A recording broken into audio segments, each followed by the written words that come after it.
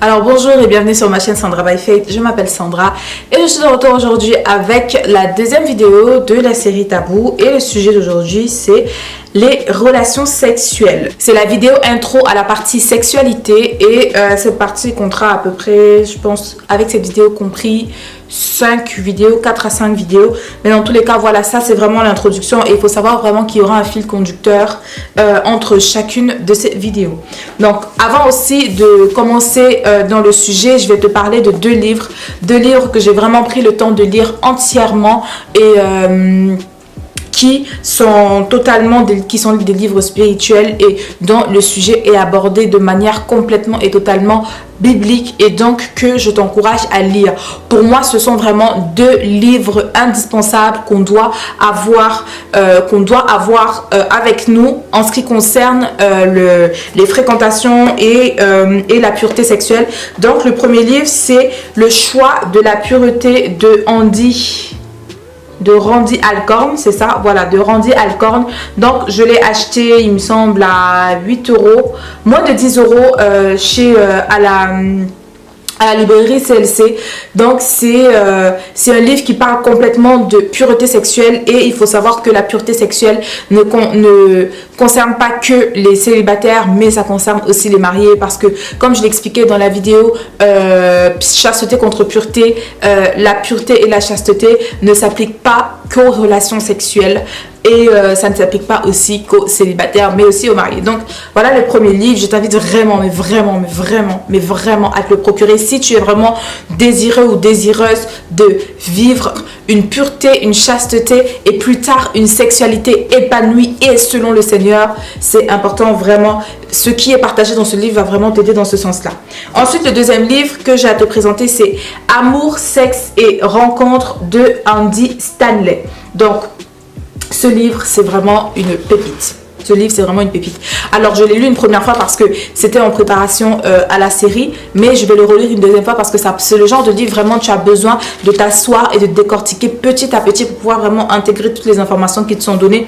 Donc, comme ça le dit bien, ça parle d'amour, de sexe et de rencontre. Donc, comment trouver la bonne personne, comment appréhender la sexualité et c'est vraiment un livre que je te conseille de te procurer. Donc il coûte 14,90 € et je l'avais acheté à la librairie CLC, mais de toutes les façons je te mettrai les liens en barre d'infos pour que tu puisses vraiment te les procurer, ok? Ensuite, la deuxième ressource dont je vais te parler, c'est la vidéo Bonjour chez vous qui s'intitule Relations sexuelles, que tu trouveras aussi en barre d'infos. Donc je t'invite vraiment à prendre le temps de regarder toutes ces ressources là si tu es vraiment désireux, comme je dis encore, d'apprendre et non juste d'être un auditeur oublié, écouter juste pour écouter. Non, écouter pour apprendre, c'est mieux et je t'invite vraiment à checker donc chacune de ces ressources là. On va commencer tout de suite et je vais d'abord te donner les versets références de notre partage aujourd'hui. Et les versets références sont 1 Corinthiens 6 du verset 15 à 20, 1 Corinthiens 7 au verset 8 et 1 Corinthiens 11 au verset 11, d'accord? En guise d'introduction, je vais te lire une partie de texte que j'ai choisi ici. Donc, il dit: combien de chrétiens parmi nous espèrent que Dieu les gardera du désastre et du malheur, mais commettent chaque jour de petits actes immoraux apparemment sans conséquence, qui les entraînent centimètre après centimètre vers un degré d'immoralité plus grand. Une enquête menée lors d'un rassemblement de 1500 croyants a révélé que la moitié de ces hommes avaient regardé de la pornographie la semaine précédente. Et si tu as regardé le menu des vidéos qui vont faire partie de cette série, tu sais qu'on parlera aussi du sujet de la pornographie, d'accord? Donc ensuite, je vais te lire 1 Corinthiens donc 6, 15 à 20. Donc comme je t'ai dit, je n'affiche plus les versets bibliques pour que tu puisses suivre la lecture avec moi, parce que c'est plus simple pour toi déjà de savoir repérer où est-ce que tout ça se trouve dans la Bible, et aussi c'est pour t'encourager à prendre vraiment plaisir c'est pour t'encourager à aller vraiment chercher la parole pour toi-même, d'accord? Il dit: ne savez-vous pas que vos corps sont des membres de Christ? Prendrais-je donc les membres de Christ pour en faire les membres d'une prostituée? Loin de là. Ne savez-vous pas que celui qui s'attache à la prostituée est un seul corps avec elle? Car, est-il dit, les deux deviendront une seule chair. Mais celui qui s'attache au Seigneur est avec lui un seul esprit. Fuyez l'impudicité. Quelque autre péché qu'un homme commette, ce péché est hors de lui. Mais celui qui se livre à l'impudicité pêche contre son propre corps. Ne savez-vous pas que votre corps est le temple du Saint-Esprit qui est en vous, que vous avez reçu de Dieu et que vous ne vous appartenez point à vous-même, car vous avez été rachetés à un grand prix. Glorifiez donc Dieu dans votre corps et dans votre esprit qui appartiennent à Dieu. Alors, on a vu ici le mot impudicité. Je pense que ça c'est un verset. C'est un verset qui n'était pas inconnu parce que c'est l'un des versets phares qu'on utilise toujours quand on veut parler de relations sexuelles. Donc on a parlé d'impudicité et ici on va définir impudicité. Donc l'impudicité se définit comme étant un comportement impudique, c'est-à-dire un comportement indécent et obscène. Ensuite, on va définir relation parce que on veut ici parler de relations sexuelles. Une relation est un rapport. C'est un lien de dépendance et ou d'influence réciproque entre des choses. C'est un rapport d'interdépendance, une liaison entre un couple d'éléments. Donc, il faut savoir déjà, je commence par dire ici que le rapport sexuel, c'est bien plus qu'un acte. C'est bien plus que « ah non, c'est juste du sexe ». Parce qu'on entend beaucoup cette phrase « non, c'est juste du sexe ». C'est que du sexe, mais ce n'est pas que du sexe. Le rapport sexuel est un rapport qui implique un lien de dépendance. Parce que, comme je te disais, ici, on va parler de rapport sexuel. Donc, introduction à la sexualité. Le rapport sexuel est un rapport qui implique un lien de dépendance et ou un lien d'influence réciproque. Donc, il faut savoir que quand tu as un rapport sexuel avec quelqu'un, cet acte-là fait en sorte que la personne est capable de t'influencer. D'accord? Parce que, comme je dis, c'est bien plus que juste un acte. D'accord? Ensuite, le rapport sexuel, c'est un rapport d'interdépendance. Quand tu commences à avoir un rapport sexuel avec quelqu'un, ça crée quelque part de la dépendance. De la dépendance autant à la personne que autant à l'acte en lui-même, tu vois, et au lien de dépendance que ça crée. Tu vois, c'est une liaison entre deux couples d'éléments. Et c'est ce que Paul nous dit ici. Il nous dit, ne savez-vous pas que celui qui s'unit à la prostituée fait un avec la prostituée? Donc ça veut dire qu'il faut savoir qu'à chaque fois que tu as un rapport sexuel avec quelqu'un, tu t'unis à la personne, tu fais un avec la personne. Ça veut dire qu'il y a des transferts. Quand tu t'unis à une personne, quand tu as un rapport sexuel, il y a des transferts. Dans un rapport sexuel, il y a échange de fluides. Ça, c'est quelque chose qu'il faut savoir et que beaucoup de personnes savent maintenant. Il y a échange de fluides. Donc ça veut dire que dans ces fluides qui sont échangés, tu prends une partie de la personne et la personne prend une partie de toi. Beaucoup de personnes, vous avez certainement dû remarquer, pour ceux qui ont encore des rapports sexuels aujourd'hui, pour ceux qui en ont eu, en tout cas pour toutes les personnes qui ont déjà eu des rapports sexuels et qui ont été dans des relations plus ou moins longues, vous avez certainement dû remarquer qu'il y a des personnes avec qui vous avez commencé à prendre des choses de ces personnes-là sans comprendre pourquoi. La personne était très colérique et vous aussi, à force de côtoyer la personne et surtout, à force d'avoir des rapports sexuels avec la personne, vous vous êtes rendu compte que vous avez commencé tout doucement à devenir comme la personne. Et ici, c'est même quelque chose qui s'explique parce que, en tout cas, tu as déjà certainement remarqué que les gens qui sont mariés depuis très longtemps généralement, ils finissent par se ressembler. Quand tu les vois, tu te dis, mais c'est un truc de dingue, ils se ressemblent. Ils se ressemblent, on dirait des frères et sœurs. Pourquoi? Parce que le rapport sexuel a, donc, comme on disait tout à l'heure, cette fonction d'unité, cette fonction de lien, cette fonction d'interdépendance. Et c'est pourquoi ça a été créé, en fait, uniquement pour le mariage, parce que l'homme et la femme ont été créés pour faire un. D'accord? On va définir union. Une union, c'est une relation qui existe entre deux ou plusieurs personnes ou choses considérées comme formant un tout. D'accord? Donc, tu sais que la Bible dit, l'homme quittera son père et sa mère et s'unira à une femme et les deux ne formeront qu'un. Donc, je vais te mettre les versets bibliques ici sur l'écran. Donc, comme je disais, le rapport sexuel a vraiment cette fonction-là de venir créer ce lien de dépendance, de venir influencer réciproquement l'un et l'autre, de venir créer le lien d'interdépendance et de venir créer une liaison. Donc, ça veut dire que le rapport sexuel laisse toujours une trace. Et même si cette trace-là n'est pas forcément visible à l'œil nu, spirituellement, ça t'impacte fortement. Spirituellement, ça t'impacte fortement. Ok? On va voir les synonymes du mot union. Tu as entente, tu as réunion, tu as harmonie, tu as association, tu as accord et tu as attachement. Donc vraiment, tu te rends compte que le champ lexical qui tourne autour de ce qu'on appelle une relation, c'est vraiment quelque chose qui implique qu'il y ait une entente, c'est quelque chose qui implique qu'il y ait une harmonie, qui implique qu'il y ait une réunion, qui implique qu'il y ait une association, qui implique surtout qu'il y ait un accord. Parce que le rapport sexuel, comme je te disais, le Seigneur, il a créé le rapport sexuel pour vraiment venir unir l'homme et la femme. Et c'est d'un commun accord que les deux ont ce rapport-là. Donc, après toutes ces informations que je t'ai données, tu pourras peut-être me dire que concrètement, c'est quoi le rapport sexuel? Il faut savoir que j'ai vraiment fait beaucoup de recherches pour moi-même comprendre déjà personnellement tout ce que ça implique davantage. Et tu trouveras tout le long de cette série en barre d'infos des liens qui te dirigent vers des sites qui sont des sites vérifiés et donc vers des articles qui traitent vraiment de l'aspect psychologique et émotionnel de tout rapport sexuel, ok? Donc je t'invite vraiment à regarder ça. Comme je te disais, si tu es vraiment intéressé pour comprendre, fais un tour sur chacun de ces sites là. Donc il faut savoir que tout rapport sexuel, et comme on l'a vu dans les définitions précédentes de relation, donc relation ou rapport c'est la même chose, tout rapport sexuel inclut et affecte le cerveau qui enregistre toute information, car le corps est rempli de neurones dont l'une des fonctions est le transport d'informations, comme je te disais tout à l'heure. Quand tu as un rapport sexuel avec quelqu'un, parce que ce que c'est en train de nous expliquer ici, c'est que le rapport sexuel, ce n'est pas juste un acte, ce n'est pas juste du sexe. Le rapport sexuel, ça implique bien plus de choses que tu ne pourrais t'imaginer. Et là, ça nous dit que le rapport sexuel implique l'affect et le cerveau. Donc, ça veut dire que à chaque fois que tu as un rapport sexuel avec quelqu'un, non seulement, comme je te disais, il y a échange de fluides. Ce qui se passe, c'est que dans les fluides, il y a les informations génétiques de la personne. Il y a les informations génétiques, il y a les informations physiologiques, il y a les informations émotionnelles de la personne dans les fluides, parce que le fluide fait partie de la personne, ça sort de la personne. Et dans l'échange, en fait, qui est en train de se passer dans le rapport sexuel, il y a ces échanges-là. Donc, il y a cette communication-là. Et comme on a vu, le corps est rempli de neurones de la tête aux pieds. Ok, le corps est rempli de neurones de la tête aux pieds. Ce qui fait que quand tu as quelqu'un qui te fait une caresse, et bien tes neurones envoient l'information à ton cerveau, et selon la personne qui le fait, l'information est différente. Quand par exemple c'est ton papa ou ton ami ou ta soeur qui te fait une caresse, toi ton neurone envoie l'information à ton cerveau que c'est un geste de tendresse, c'est un geste d'amour, et donc c'est quelque chose d'affectueux.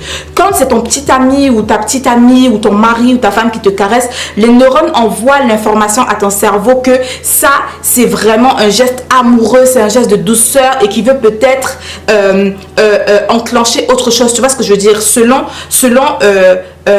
l'habitude que tu as et l'activité que tu as l'habitude de mener. Donc, comme je disais, dans le rapport sexuel, il y a donc les fluides qui s'interchangent entre eux, les fluides qui communiquent entre eux et qui communiquent les informations génétiques de la personne à toi. C'est pourquoi je te disais tout à l'heure qu'il y a des personnes, vous avez remarqué que à force de s'unir sexuellement à une certaine personne, vous commencez à ressembler à la personne et prendre que ce soit les défauts ou que ce soit les qualités, et je mets bien qualité entre guillemets, vous commencez à ressembler à cette personne, là, et c'est d'autant plus flagrant quand il y a rapport sexuel, parce que c'est une colle et parce que les informations viennent vraiment communiquer de manière très précise. Donc un rapport sexuel ne te laisse jamais indifférent. Il y a toujours des choses qui sont déposées en toi. Et ici, je parle entièrement et purement d'un point de vue scientifique, je ne te parle même pas d'un point de vue spirituel, mais le point de vue spirituel on le verra un peu plus tard dans les précédentes vidéos. Mais aujourd'hui c'est vraiment, comme je dis, je pose les fondations, on pose les bases, et il faudra que tu retiennes vraiment toutes les informations qui nous sont données ici aujourd'hui, parce qu'elles serviront en fait de base de compréhension, de socle de compréhension pour comprendre toutes les autres, pour comprendre tout ce qui va suivre après dans les prochaines vidéos, ok? Donc, il y a toujours forcément échange au travers d'un rapport sexuel. D'accord? Maintenant, j'ai regardé personnellement la série Éducation sexuelle sur Netflix, parce que pour ceux qui me suivent sur Instagram, vous savez que cette série est en préparation depuis l'été dernier, depuis le mois de juillet dernier. Je travaille à préparer cette série et je rends gloire à Dieu, parce que effectivement ça a été vraiment un long processus fait de haut et bas, mais je me rends compte que c'est vraiment le Seigneur qui voulait que je le fasse.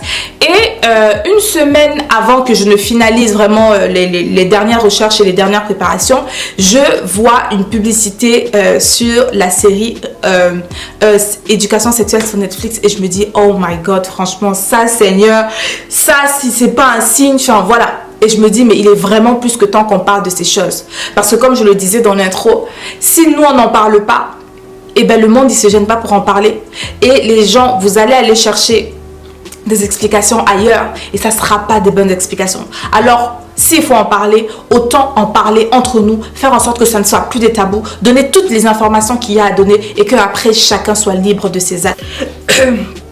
Donc, et dans la série, j'ai regardé donc la série à titre informatif, bien évidemment, parce que je me suis dit, ok, il faut que je comprenne en fait comment est-ce que les choses sont amenées dans ce côté-là, parce que je sais qu'il y a plein de personnes qui vont regarder, plein de jeunes et moins jeunes même, qui vont aller regarder cette série parce que c'est une série qui a pour cible en plus les jeunes adolescents. C'est un truc de dingue. C'est une série qui a pour cible les jeunes adolescents, sachant que les études ont prouvé qu'un cerveau humain se développe jusqu'à l'âge de 25 ans. Donc quand tu n'as que 13, 14, 15 ans, ton cerveau il est encore en plein développement avec tout ce qui est puberté. Donc ton cerveau il est encore en pleine mutation. Et ça, ces informations-là sont des informations qui viennent vraiment pour te déformer. En tout cas quand c'est de la mauvaise information, ça vient déformer ta perception, déformer ton cerveau, déformer ta façon de voir les choses. Donc en fait, ils s'y prennent vraiment tôt pour venir modeler en fait la façon de voir pour que ce soit cette vision-là qui t'accompagne tout le long de ta vie. Alors c'est pas normal, donc il faut vraiment donner les bonnes informations. Donc je disais que j'ai regardé la série à titre informatif pour vraiment savoir de quoi il s'agit et pour pouvoir m'informer moi-même et vraiment comprendre en fait les choses, tu vois. Et dans un des épisodes, il a été question d'avortement à un moment donné de l'une des actrices et ils ont montré en fait des chrétiens qui étaient anti-avortement et donc les chrétiens, le cliché du chrétien qui est là juste pour juger, pour dire oui, si tu avortes, tu vas en enfer, tu es une mauvaise personne parce que tu avortes, tu iras en enfer, etc., etc. Donc ils viennent juste pour juger et culpabiliser. Et le pote de la fille qui allait avorter, il vient les voir et il commence à discuter avec eux. Il leur dit ah d'accord, alors vous êtes chrétien, donc vous couchez pas et tout, ah donc vous avez jamais eu aucun rapport sexuel, etc. Et l'une des l'actrices la fille qui était en train de juger parce qu'ils étaient deux qui sont venus à la sortie du truc dit ah mais si moi j'ai déjà fait le 69, j'ai déjà fait des cunilingus, j'ai déjà fait des fellations, j'ai déjà fait ci, j'ai déjà fait ça, des attouchements, mais il n'y a jamais eu de pénétration. Donc, et c'est là que tu comprends en fait que ça met en lumière en fait l'hypocrisie de beaucoup de personnes. De se dire, ah oui, nous on couche pas, donc ça veut dire que nous on n'a pas de pénétration, mais on pratique les rapports manosexuels ici, masturbation. On pratique les rapports bucosexuels comme j'ai parlé, bucosexuels, bucogénitaux, donc tout ce qui est fellation, tout ce qui est cunilingus. On pratique des rapports cérébrosexuels, donc tout ce qui est pensée obscène. Et Matthieu 5,28 nous met en garde contre ça en disant que dans Matthieu 5,28, Jésus dit à partir du verset 27, il dit vous avez appris qu'il a été dit tu ne commettras point d'adultère, mais moi je vous dis que quiconque regarde une femme pour la convoiter a déjà commis un adultère avec elle dans son cœur. Si ton œil est pour toi une occasion de chute, arrache-le et jette-le loin de toi. Donc ça, c'est tout ce qui est rapport cérébrosexuel. Donc ça veut dire que tu vois une fille ou tu vois un gars et dans ta tête, tu te mets à coucher avec cette personne, tu te mets à te voir en train de faire des choses avec cette personne. Ça, c'est la convoitise. Et ça, ce sont des rapports cérébrosexuels. Et ensuite, pour finir, les rapports génitosexuels, tu vois. Donc, génitosexuel, donc là, ça inclut effectivement les parties génitales. Donc, ça inclut qu'il y ait de la pénétration.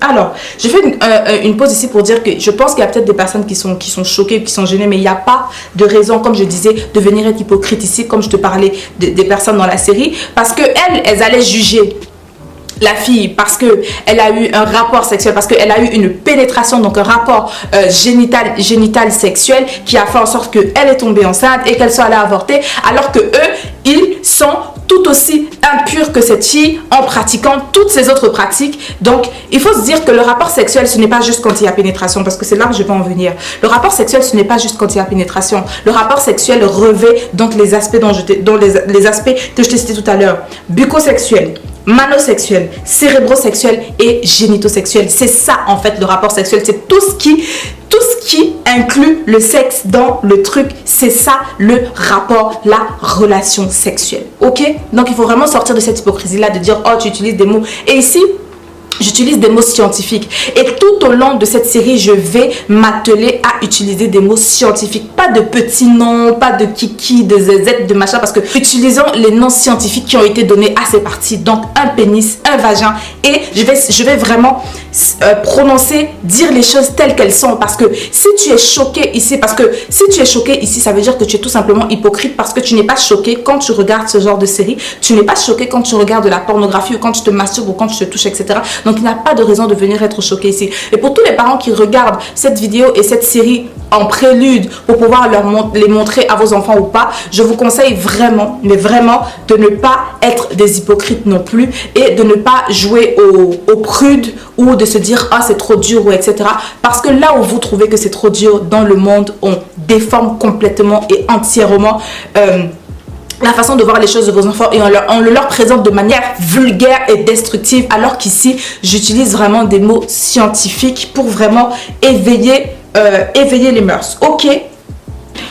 En guise de conclusion, ici, je vais te lire, parce que moi j'ai une Bible d'études, donc je vais te lire l'introduction au livre de Cantique des Cantiques, parce que les gens vont être choqués. Ah oui, la sexualité, c'est pas quelque chose dont on parle, et justement, on en fait des sujets tabous parce qu'on va se dire non, c'est sale, c'est pas bien d'en parler, etc. Mais non, c'est pas sale, c'est Dieu qui a créé la sexualité et il veut qu'on en parle, et il veut qu'on en parle de manière claire, de manière biblique, de manière comme lui, il l'a énoncé, ok? Donc, et comme il a dit à Pierre, ne déclare pas impur ce que moi j'ai déclaré pur. Et la sexualité, c'est complètement pur parce que tout ce qui vient de Dieu est pur et clair, d'accord? C'est à nous de faire notre possible, c'est à nous de nous mettre au diapason de Dieu et d'en parler de la manière dont lui, il veut qu'on en parle, d'accord? Donc, je vais te lire l'introduction au livre de Cantique des Cantiques. Il dit, ce livre fut inspiré par le Saint-Esprit et incorporé aux Saintes Écritures pour mettre en valeur l'origine divine de la joie et la dignité de l'amour humain exprimée à travers le mariage. La Genèse révèle que la sexualité et l'union conjugale avaient précédé la chute de l'homme dans le péché. Bien que le péché ait souillé cette dimension importante de l'expérience humaine, donc la sexualité, Dieu décide que nous sachions qu'elle peut être pure, saine et merveilleuse. Par conséquent, le Cantique des Cantiques nous donne un modèle rectificatif des deux extrêmes manifestés au cours de l'histoire. L'abandon de l'amour conjugal au profit de la perversion sexuelle, relations homosexuelles chez l'homme et la femme, et des aventures sexuelles hétérosexuelles hors du mariage, a.k.a. impudicité. Et l'ascétisme souvent associé à l'interprétation chrétienne de la sexualité qui nie le bienfait de l'amour physique au sein de la relation conjugale. Donc, ce n'est pas parce qu'au fur et à mesure du temps, les hommes ont décidé que parler de sexualité dans l'église, c'est tabou, parler de sexualité dans l'église, c'est impur, parler de sexualité dans l'église, c'est pas bon parce que ce sont des sujets dégradants, parce que la société vulgarise de plus en plus cet acte honorable et pur que le Seigneur a créé, qu'on doit se taire. Parce que là où nous, on se tait, le monde, lui, ne se tait pas et il éduque très mal nos enfants, il éduque très mal même nos adultes, mais il commence par les enfants parce que on s'assure que dès enfant tu as une mauvaise éducation parce qu'on sait que tu vas grandir avec ça. Donc comme je disais, il est vraiment temps de break de tabou et tout au long de cette série, vraiment, je vais m'efforcer avec la force du Seigneur pour pouvoir vraiment t'aider, nous aider à comprendre du mieux que je peux, vraiment du mieux qu'on peut tout ceci. Et je t'invite vraiment, toi de ton côté, à faire des recherches, à prier surtout. D'abord, tu pries par rapport à ça pour que le Seigneur se révèle à toi en ce qui concerne les relations sexuelles et que ce soit lui seul qui t'enseigne tout ceci. Parce que Jésus nous a dit qu'il est préférable pour vous que je m'en aille et que je vous envoie le Saint-Esprit qui viendra vous rappeler et vous enseigner toutes choses. Le Saint-Esprit a aussi pour fonction et pour vocation de nous enseigner en ce qui concerne la sexualité.